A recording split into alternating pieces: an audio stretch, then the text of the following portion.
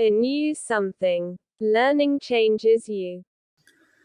Dear viewers, Assalamu alaikum. Hope that you are doing great. Our today's pronunciation class number 4. So, let's get started. আচ্ছা, আজকের ক্লাসে থাকছে শব্দের শেষে যদি SION থাকে তাহলে উচ্চারণটা কেমন হবে।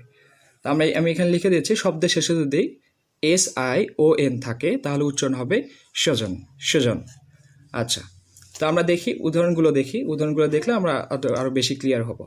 আচ্ছা, এক নম্বরটা হচ্ছে, এটা আগে আমরা বলতাম ভীষণ, এখন আমরা এটা সঠিকভাবে উচ্চারণ করব ভিশন ভিশন ভিশন ভিশন। আচ্ছা, দুই নম্বরটা আমরা দেখি। দুই নম্বরটা এটা আগে আমরা বলতাম কনক্লুশন বলতাম আগে, বা কনক্লুশন বলতাম। আচ্ছা, এটা এখন অথবা আমরা আসলে মূলত উচ্চারণ করবো কনক্লুশন, অ্যান্ড কনক্লুশনের পরিবর্তে আমরা এখন এটা উচ্চারণ করব কনক্লুশন কনক্লুশন কনক্লুশন কনক্লুশন।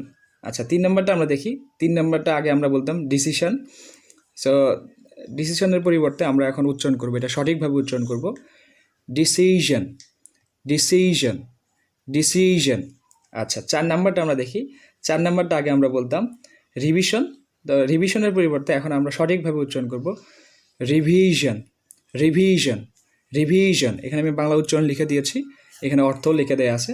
তো যাই হোক, আজকে আমরা প্রথম থেকে আবার পড়ি একটু।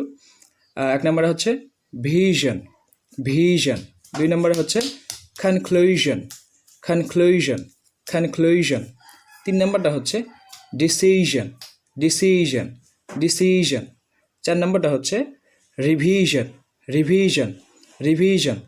আশা করি আপনারা বুঝতে পেরেছেন। আপনারা প্র্যাকটিস করবেন বেশি বেশি, এবং এইরকম শব্দের শেষে SION যেগুলো শব্দ আছে সেগুলো নিজের থেকে উচ্চারণ করবেন এবং প্র্যাকটিস করতে থাকবেন, তাহলে আপনাদের প্রনাউন্সিয়েশনটা পরিবর্তন হবে ইনশাল্লাহ। আজকে এই পর্যন্তই। আসসালামু আলাইকুম।